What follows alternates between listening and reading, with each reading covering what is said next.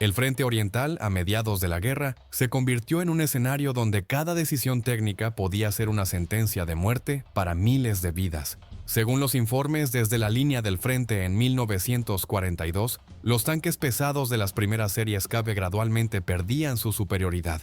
Los primeros enfrentamientos con los Panzer IV modernizados, equipados con cañones de largo cañón, revelaron la vulnerabilidad de los cañones soviéticos de 76 milímetros en distancias que previamente se consideraban relativamente seguras. De las notas de campo de los ingenieros que desmantelaban las instalaciones autopropulsadas capturadas Stuttgart-Herseo después de las batallas, se desprendía que la industria alemana había logrado una disposición más densa y racional de la blindaje, lo que generaba pensamientos alarmantes. Las antiguas construcciones ya no podían hacer frente a las amenazas en evolución al otro lado del frente.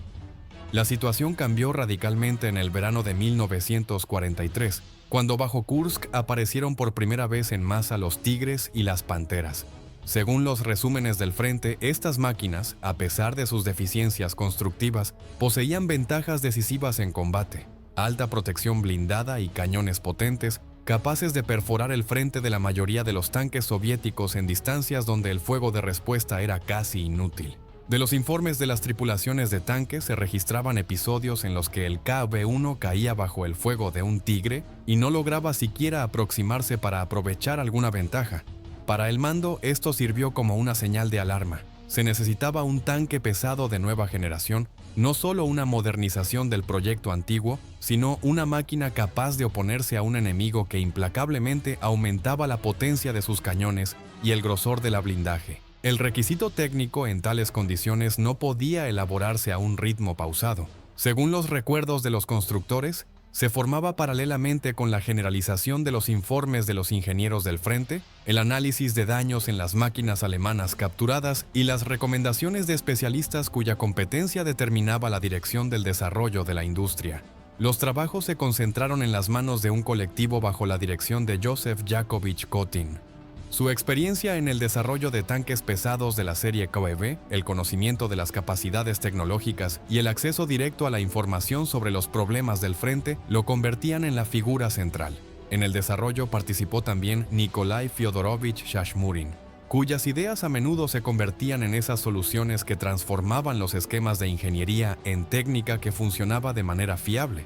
Las condiciones en las que trabajaban los constructores eran típicas de ese periodo: evacuación de fábricas, escasez de tiempo, falta de metal y mano de obra cualificada. De los documentos de archivo se desprende que la principal restricción radicaba en otra cosa. El frente requería no un prototipo experimental, sino un modelo de serie, y lo antes posible. La base del proyecto inicial se basó en las ideas incorporadas aún en el prototipo KV-13, que se consideraba como una variante intermedia entre un tanque medio y uno pesado. Poseía una serie de nudos constructivos prometedores, pero no tenía suficiente reserva para la modernización. No obstante, precisamente él se convirtió en la plataforma sobre la que comenzaron a formar el futuro IS-1, el primer paso hacia la máquina que posteriormente recibiría la legendaria designación IS-2. La elección del cañón en la etapa inicial parecía casi obvia. Según los decretos del Comité Estatal de Defensa, el cañón de 85 milímetros combinaba un peso aceptable, una tecnología familiar para la industria y una efectividad suficiente contra la mayoría de los tanques alemanes a mediados de 1943. A las fábricas de Chelyabinsk se les encargó ensamblar dos variantes de la máquina armadas, precisamente con este calibre. De los protocolos de pruebas del temprano IS-1, en el verano de 1943, se ve que su movilidad, protección y soluciones de disposición correspondían a los requisitos. El tanque fue aceptado en servicio casi de inmediato, pero esta decisión no resolvía el problema principal. La aparición de nuevas máquinas pesadas alemanas convertía el cañón de 85 milímetros en una medida temporal. El punto de inflexión llegó después del estudio de los Tigres capturados bajo Leningrado. Según los informes de los especialistas, uno de ellos estaba prácticamente intacto, con equipo interno y documentación, lo que proporcionó una oportunidad rara para estudiar la construcción de la máquina a un nivel inaccesible a través de los informes de combate habituales. El polígono de pruebas de Kubinka se convirtió en el lugar donde se verificaban todas las versiones de la resistencia de la blindaje. El resultado resultó desalentador. Los proyectiles de 85 milímetros perforaban la parte frontal solo en condiciones ideales y a corta distancia. Apostar por tal calibre resultó inaceptable. De hecho, el análisis del trofeo planteó la tarea de revisar el proyecto del tanque antes de que el IS-1 pudiera convertirse en una máquina de masa. La necesidad de un calibre no menor a 100 milímetros se convirtió en un axioma de ingeniería, y precisamente aquí comenzó la transición a la concepción del IS-2, un tanque que no solo debía resistir el fuego enemigo, sino destruirlo en distancias donde los tanques soviéticos anteriormente se encontraban en una posición manifiestamente perdedora. De las notas del Bureau de Diseño se ve que la elección del calibre no se relacionaba solo con la capacidad de penetración.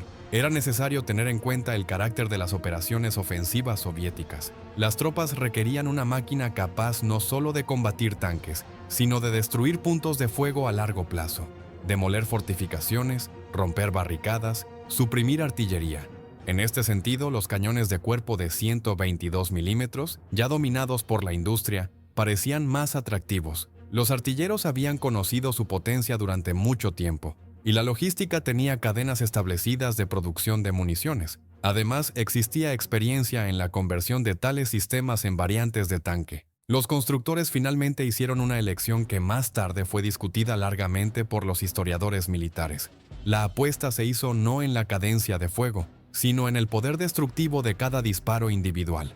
El propio proceso de transición al cañón de 122 milímetros estuvo acompañado de obstáculos técnicos y organizativos. Según los informes de Chelyabinsk, fue necesario rehacer el tanque, el nuevo cañón requería el aumento de la máscara del cañón, el cambio en la disposición del compartimento de combate, la instalación de mecanismos de torre más resistentes. El disparo de dos componentes con casquillo separado reducía la cadencia de fuego. Los cálculos experimentales apenas alcanzaban 3 a 4 disparos por minuto, pero el cálculo se basaba en otra cosa. El combate con tanques pesados alemanes rara vez se basaba en la cadencia de fuego. Ganaba quien perforaba la blindaje primero, no quien hacía 3 disparos en 10 segundos. Y aquí los argumentos de los partidarios del sistema de 122 milímetros sonaban convincentes. Paralelamente se intensificaba el trabajo por la racionalización del blindaje. De los informes del frente se desprendía que las placas verticales eran una vulnerabilidad que el enemigo había aprendido a explotar hace tiempo. Los cañones alemanes de gran calibre habían aumentado la energía de los proyectiles, y los esquemas frontales rectos manejaban cada vez peor las cargas. Por eso, en el IS-2, se introdujo la característica para él pieza frontal de forma rota, 2 grandes placas de blindaje instaladas en ángulos grandes. Esta solución aumentaba sustancialmente la resistencia al impacto y reducía drásticamente la probabilidad de rebotes que dirigían el proyectil hacia el interior del casco. La blindaje no solo se volvió más gruesa, sino más inteligente, respondiendo ya no solo a los requisitos de grosor, sino a las condiciones de combate específicas. Paralelamente se refinaba la parte de rodaje. Según los protocolos de pruebas, la masa del tanque aumentó y las antiguas soluciones del CAF se convirtieron en un cuello de botella. Era necesario crear una máquina que pudiera moverse por carreteras destruidas, superar cráteres y escombros sin perder velocidad. Los ingenieros introducían rodillos reforzados, refinaban las torsiones, probaban nuevas variantes de cadenas. Cada elemento constructivo se verificaba en bancos de pruebas, en carreras experimentales, y a veces directamente en los patios de las fábricas, donde los grupos de ingeniería realizaban correcciones rápidas sin largas coordinaciones burocráticas. Un papel especial lo jugaba el motor V2, una reelaboración del legendario diésel V2, llevada a la fiabilidad que requería un tanque pesado. De las notas de los motoristas de Chelyabinsk se ve que las cargas elevadas, las vibraciones, el sobrecalentamiento, todo esto tenía que tenerse en cuenta. Los motoristas de Chelyabinsk lograron que la instalación de potencia resistiera el movimiento prolongado a altas revoluciones, lo que previamente era un problema en las máquinas de la serie K. Esto se convirtió en una de las ventajas ocultas del IS-2, que le permitió actuar con mayor confianza en las condiciones de operaciones ofensivas. Merece atención separada el aspecto de producción. Según las informaciones de los informes aliados sobre la técnica alemana, se señalaba la alta laboriosidad de los tanques del enemigo. Pero la industria soviética en 1943-1944 se enfrentó a un problema análogo. El blindaje del IS-2, el fundido de torres masivas, el procesamiento de las cureñas requerían recursos significativos. Cada cambio propuesto por los constructores debía pasar una verificación. ¿Podría la fábrica ejecutarlo en serie? ¿No llevaría esto a una reducción en la producción?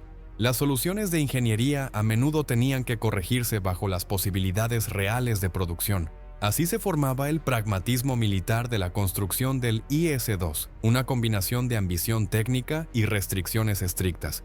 En el momento de la aparición de los primeros IS-2 de serie, se hizo claro que el tanque pesado de nueva generación podía cambiar el carácter de los enfrentamientos locales. De los informes de combate del comienzo de 1944, especialmente bajo Korsun-Shevchenkivsky y más tarde en el curso de la liberación de Ucrania a la derecha del Dnieper, se ve el IS-2 no era solo un cazatanques, era una herramienta de ruptura, una máquina calculada para la lucha contra fortificaciones, acciones de asalto, apoyo a la infantería en las direcciones del golpe principal. Su proyectil de 122 milímetros desgarraba parapetos, destruía aberturas de búnker y literalmente expulsaba a las tripulaciones del enemigo. Pero incluso a pesar de los éxitos, quedaban preguntas. Según los datos de los archivos alemanes, los alemanes se adaptaban rápidamente.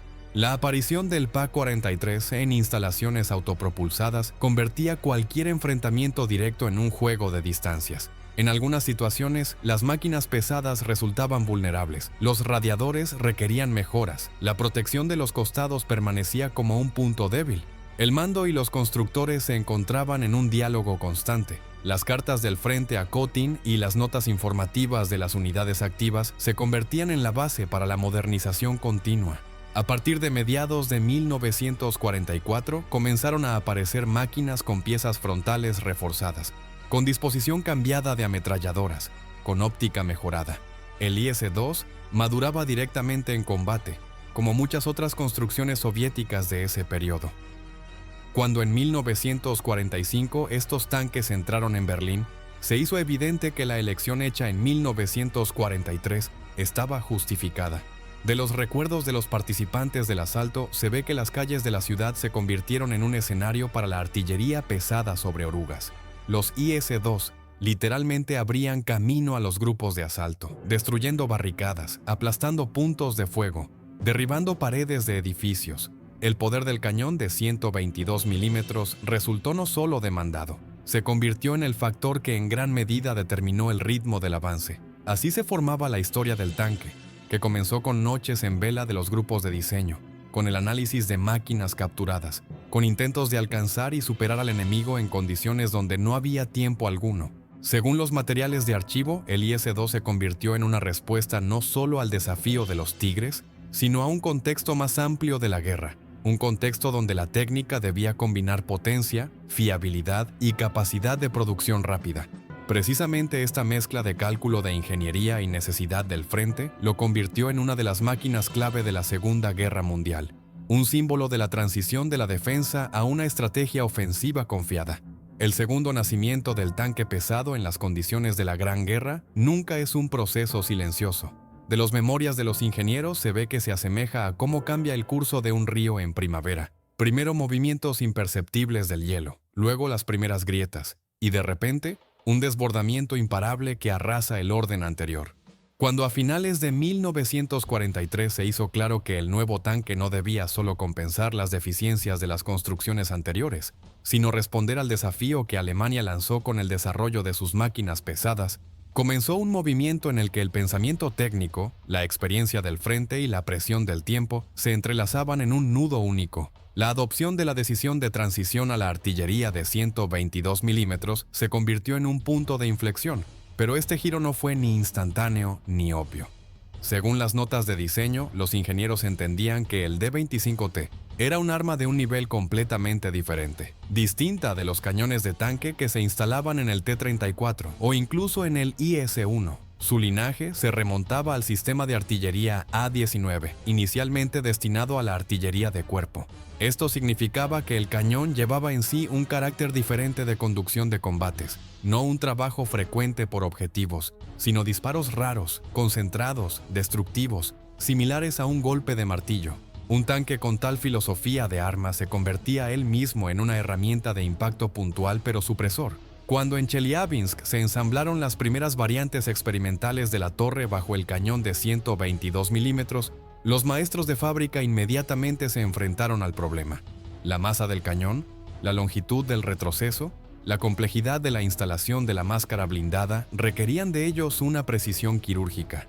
De los informes de fábrica se ve que las formas de fundido para la nueva torre se ajustaban con dificultad. Cada milímetro de holgura llevaba a la reelaboración de una forma de varias toneladas. A veces había que empezar el trabajo de nuevo, lo que en las condiciones de producción de guerra significaba noches en vela, pérdidas de material y secciones de taller paradas durante horas. Pero nadie tenía intención de renunciar a la idea. Las apuestas eran demasiado altas, y era demasiado obvio. Los antiguos métodos de lucha contra los tanques pesados alemanes se habían agotado. Una de las principales dificultades era que el combate real no perdonaba sutilezas mecánicas. Según los datos de las pruebas en polígono, si en el laboratorio se podía permitir desarmar el cañón y ajustar los ángulos de elevación con un instrumento de reloj, entonces en un tanque que avanzaba al ataque todo se decidía en fracciones de segundo. Los constructores debían asegurar tal fiabilidad del cañón para que funcionara en una nube de polvo, en vibración, con calentamiento, en cargas de impacto del movimiento y a veces, después de impactos en la blindaje. El D-25T tuvo que refinarse en docenas de parámetros, cambiar las características del freno de retroceso, reforzar la placa frontal de la máscara, reelaborar las fundas de los dispositivos de retroceso. En las pruebas se revelaban problemas de los que nadie había pensado siquiera en los planos.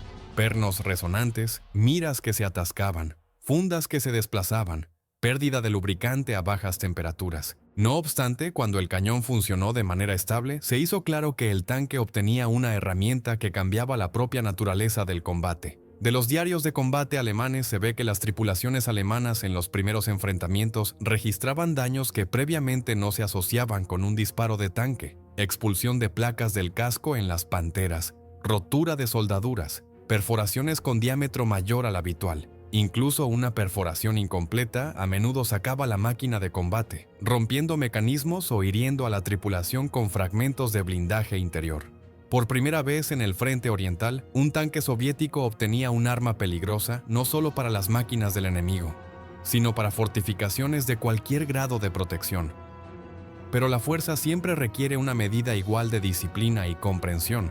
Según las instrucciones para las tripulaciones del IS-2 debían aprender no solo a conducir la máquina, sino a interactuar con el cañón, que era casi un organismo independiente, un camino hacia la victoria y una amenaza en manos inexpertas. La carga separada con casquillo hacía de cada disparo una pequeña operación, donde el cargador y su asistente debían actuar como una sola persona. No por casualidad, la preparación de las tripulaciones incluía no solo práctica en máquinas de entrenamiento, sino también entrenamiento físico. El peso del proyectil y el casquillo requería fuerza y resistencia. Una tripulación coordinada podía lograr una cadencia de fuego de la que solo soñaban cálculos individuales, hasta 4 disparos por minuto. Tal cadencia convertía al IS-2 en un martillo de fuego capaz de moler objetivos que se consideraban difíciles de golpear incluso para la artillería remolcada. Las complejidades de producción para ese momento se habían convertido en parte de la realidad cotidiana. De los resúmenes de fábrica se ve que las fábricas evacuadas más allá del Ural trabajaban al límite de los recursos. Los trabajadores vivían cerca de los talleres, los maestros pernoctaban junto a las máquinas, las brigadas de fundido se dormían junto a las formas, a veces sin llegar al dormitorio. Si la técnica fallaba, significaba un retraso en la producción de tanques, y cada tal retraso podía costar vidas en el frente. Pero a pesar de las averías constantes del equipo, la falta de especialistas y metal, para finales de 1943, la producción se convirtió en un torbellino en el que las piezas se procesaban sin parar. Las chapas de barco se laminaban en blindaje y los puestos de soldadura trabajaban las 24 horas. Tal ritmo generaba numerosos errores, pero al mismo tiempo una increíble cantidad de soluciones, invenciones y pequeñas mejoras que gradualmente convertían al IS-2 en una máquina fiable. Cuando los primeros IS-2 llegaron al frente, su debut resultó lejano de las condiciones de polígono.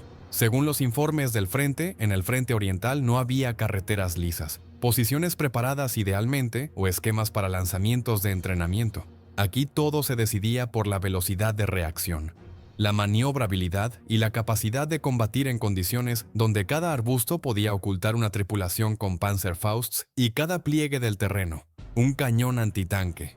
El cañón de largo tubo, que en el polígono parecía orgulloso y confiado, en las ruinas urbanas a menudo se convertía en un obstáculo. Había que maniobrar para no enganchar una pared, un marco de ventana o una viga de hierro. Pero la fuerza de este cañón se manifestaba plenamente precisamente en tales condiciones: acumulaciones de ladrillo, losas de hormigón, puntos fortificados en sótanos. Todo esto se convertía en polvo de un disparo preciso. El IS-2 podía revelar puntos de fuego subterráneos o destruir pisos en los que se atrincheraba el enemigo. Y tan efectivamente que los grupos de asalto a menudo pasaban a la acción inmediatamente, sin esperar la preparación artillera. Sin embargo, no se puede olvidar que un tanque siempre es un sistema de compromisos. De los informes de combate se ve que el blindaje frontal se reforzó, pero el lateral, para preservar la masa y la movilidad, se dejó más delgado. Y esto significaba que cualquier disparo de flanco podía ser mortal. En la ciudad esto era especialmente crítico. El enemigo rápidamente entendió que luchar contra el IS-2 era más fácil cerca de las paredes y desde ventanas de pisos superiores, a donde el tanque pesado tenía dificultad para elevar el tubo. Esto lo explotaban las tripulaciones de Panzerschrecks y Panzerfausts, organizando cacerías que a menudo resultaban mortales para la máquina.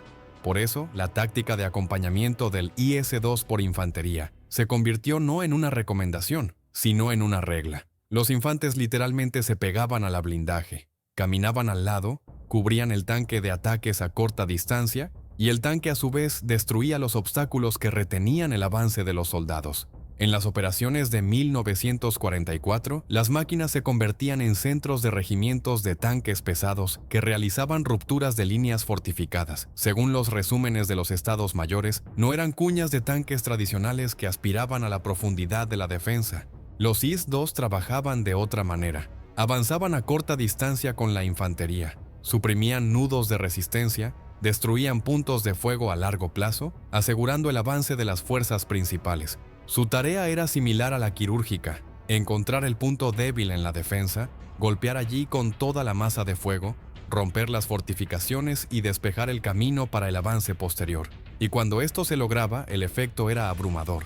El enemigo perdía puntos de apoyo clave, se veía forzado a retirarse, creando brechas en los órdenes defensivos, y las tropas soviéticas desarrollaban el éxito sin dar a los alemanes la oportunidad de restaurar la línea. En algunas operaciones, los IS-2 se convertían en una herramienta de presión psicológica. De los informes alemanes se ve que a corta distancia, donde los oponentes podían verse mutuamente, los soldados alemanes a veces preferían retirarse solo para no encontrarse con una máquina capaz de romper la pared en la que se refugiaban con un disparo. En los informes se mencionaban casos en que la aparición del IS-2 en un sector de defensa a menudo se tomaba como preparación para un asalto a gran escala, y esto obligaba al enemigo a cambiar el esquema de fuego, retirar reservas y reagrupar fuerzas con ansiedad. Tal influencia sobre el enemigo era no menos valiosa que la destrucción directa de fortificaciones. Con el crecimiento de la escala de aplicación crecía también la experiencia de explotación. Según las cartas del frente, los ingenieros de fábrica recibían regularmente informaciones sobre averías, debilidades constructivas, comodidad de colocación de la tripulación, calidad de las piezas de fundido.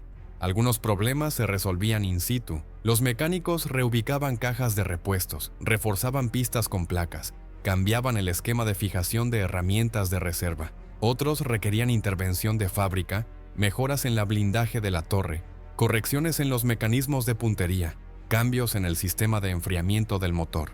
La producción y el frente, de hecho, trabajaban en un diálogo constante, donde cada disparo, cada placa de blindaje perforada, cada fallo de mecanismo se convertía en un argumento para una nueva corrección. Con el tiempo, este diálogo creó una máquina que no era ideal, y no pretendía serlo.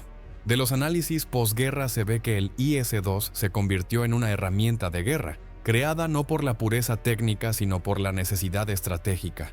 Un tanque capaz de aplastar fortificaciones y romper la defensa, incluso si para ello era necesario ir a compromisos en la cadencia de fuego, la comodidad de la tripulación o la complejidad de producción.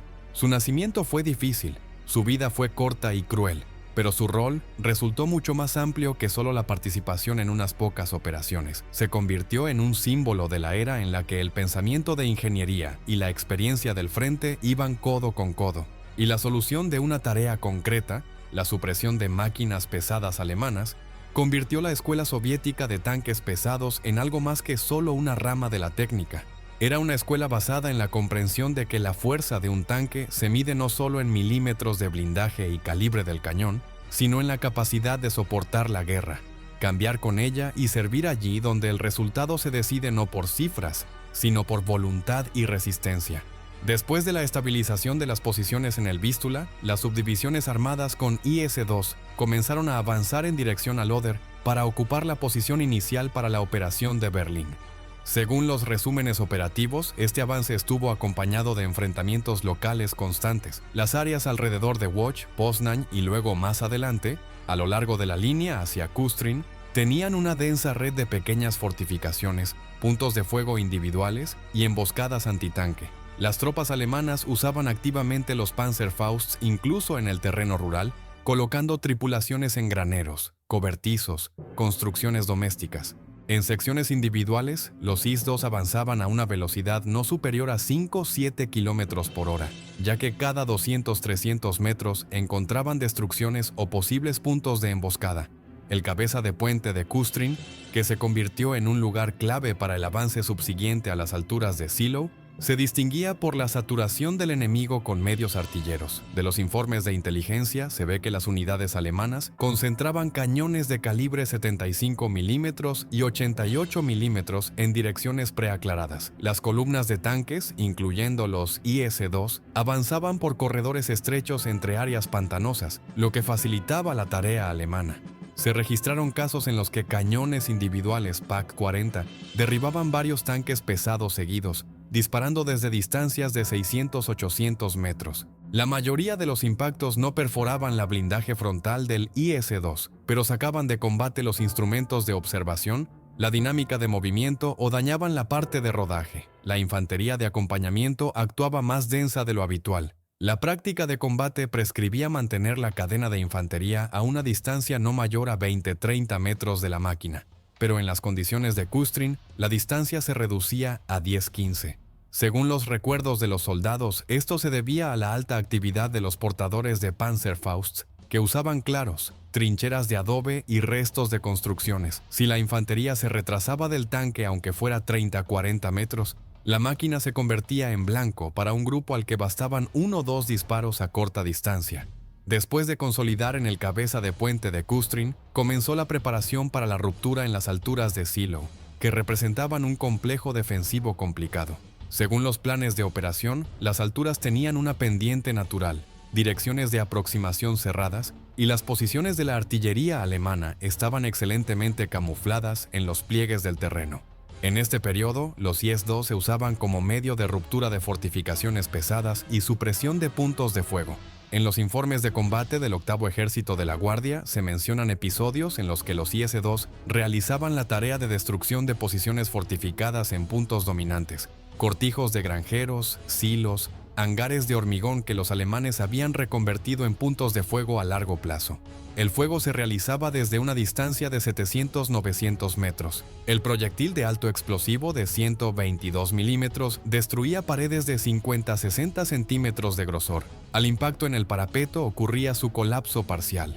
Sin embargo, la alta densidad de cañones antitanque llevaba a pérdidas. En las alturas de Zielona, en un día, varios regimientos perdieron hasta 1/3 de sus IS-2, no por perforación de la blindaje frontal, sino por impactos en los costados durante la maniobra, orugas dañadas y fuego subsiguiente sobre máquinas inmóviles. En el curso de la ruptura de las alturas, los tanques usaban cortinas de humo para ocultar el aproximamiento. Sin embargo, los correctores alemanes, situados en la cima de las alturas y en torres de edificios individuales, continuaban corrigiendo el fuego.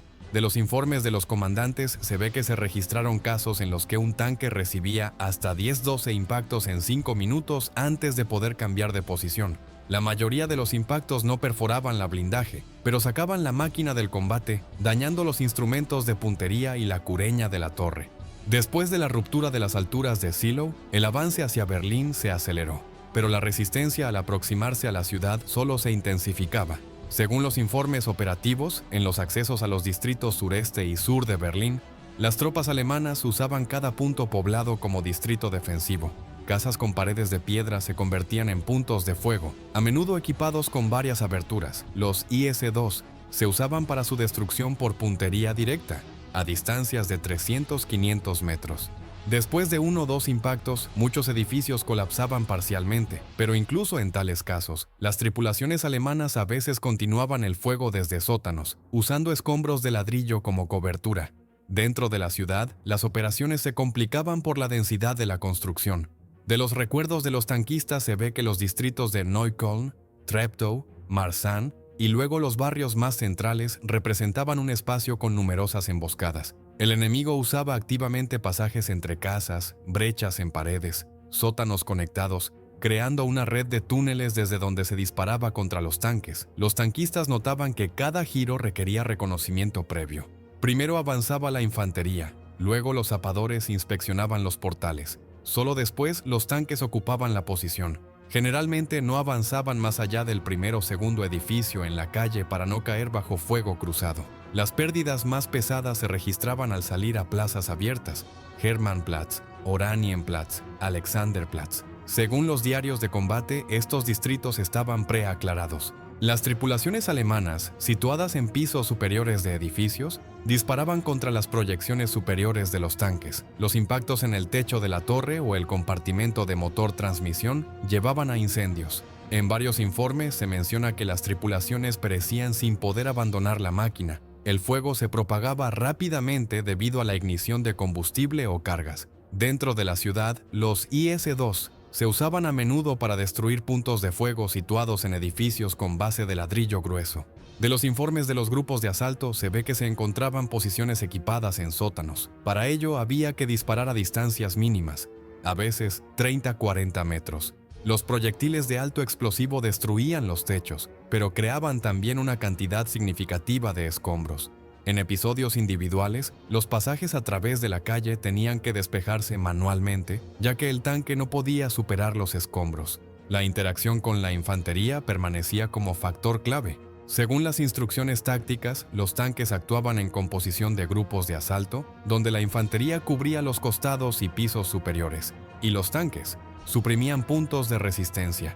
Si la interacción se rompía, los tanques se convertían en blancos fáciles. Se describen casos en los que los IC-2 eran derribados en los primeros minutos de combate debido a que la infantería se retrasaba o se detenía bajo fuego. En el distrito del barrio gubernamental, Königsplatz, Puente Moltke, Wilhelmstraße. La defensa del enemigo estaba organizada de manera máxima densa. Según los informes de los exploradores, los alemanes usaban grupos armados con 4 o 6 Panzerfausts, que ocupaban sótanos y comunicaciones subterráneas. Salían a distancias de 15-20 metros, hacían 1 o 2 disparos y se ocultaban. Tales grupos infligían el daño principal a los tanques pesados. En calles individuales, en un día se perdía hasta la mitad de las máquinas. En el asalto a los puntos de apoyo finales, edificios ministeriales, Cancillería Imperial, Reichstag, los tanques se usaban para el fuego por puntería directa. De los mensajes de las tripulaciones se ve que, según los mensajes de las tripulaciones, al disparar contra el Reichstag desde una distancia de 70-100 metros, el efecto era limitado. Parte de los proyectiles destruían solo el revestimiento exterior, pero algunos perforaban paredes, causando colapsos de estructuras internas. Varios IS-2 se perdieron debido al fuego desde sótanos o impactos en la parte trasera.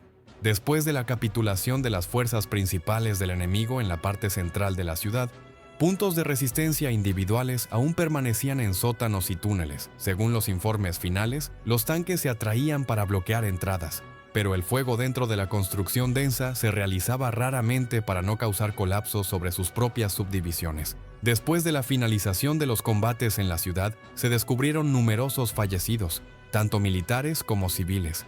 De las descripciones de testigos se ve que las calles representaban un espacio lleno de escombros, cadáveres, técnica quemada y comunicaciones destruidas.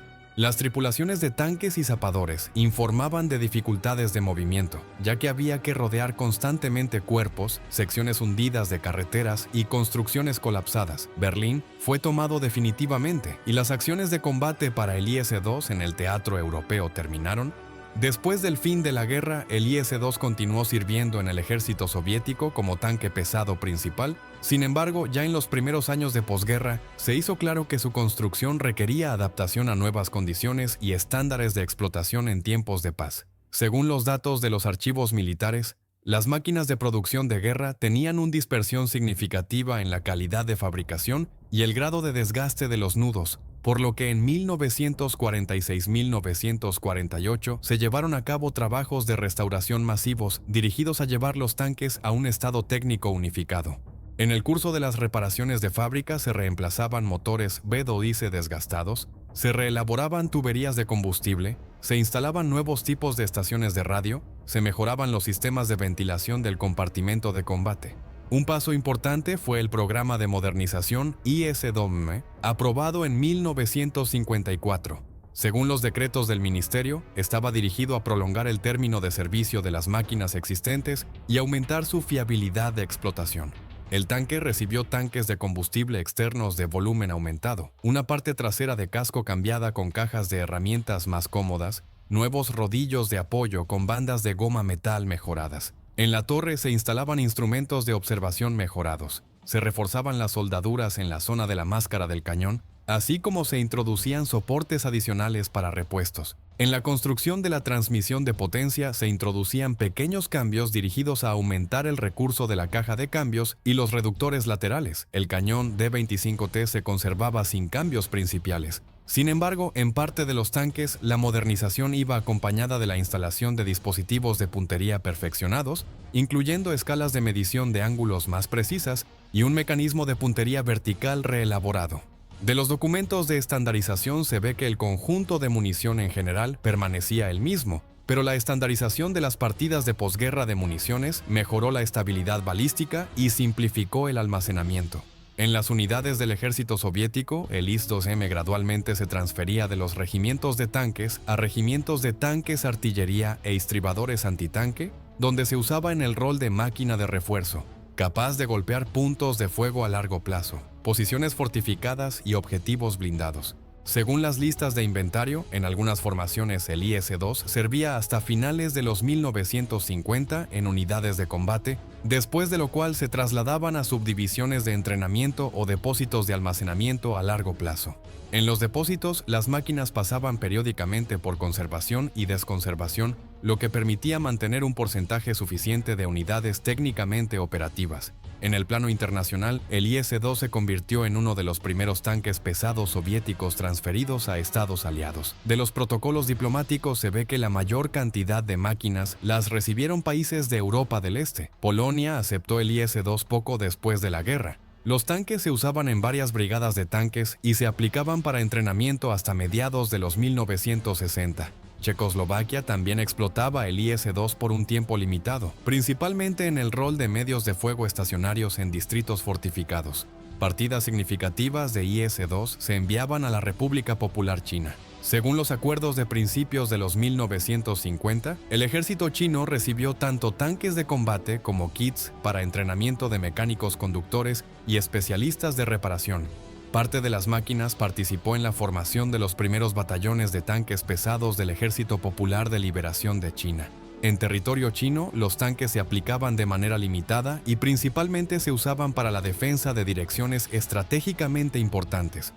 Para finales de los 1960, la mayoría de los IS-2 se transfirió a centros de entrenamiento o se dio de baja. La República Popular Democrática de Corea recibió el IS-2 en menor cantidad.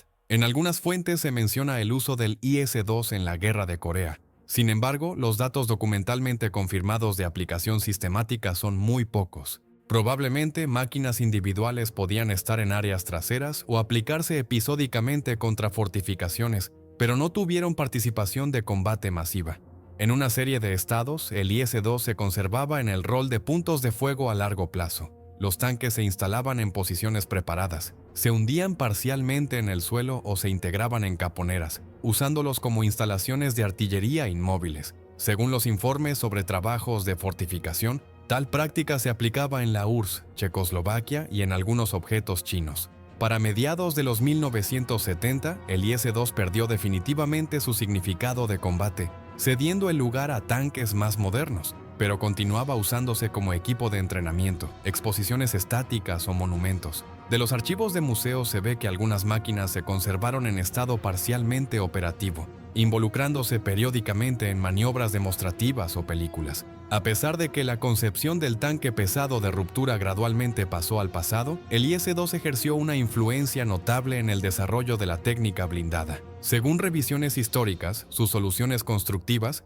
cañón de gran calibre, ángulos racionales de inclinación de la blindaje, torres de fundido reelaboradas, placa frontal de blindaje reforzada, se convirtieron en el punto de partida para modelos subsiguientes de tanques pesados, incluyendo el IS-3, IS-4 y la serie T-10.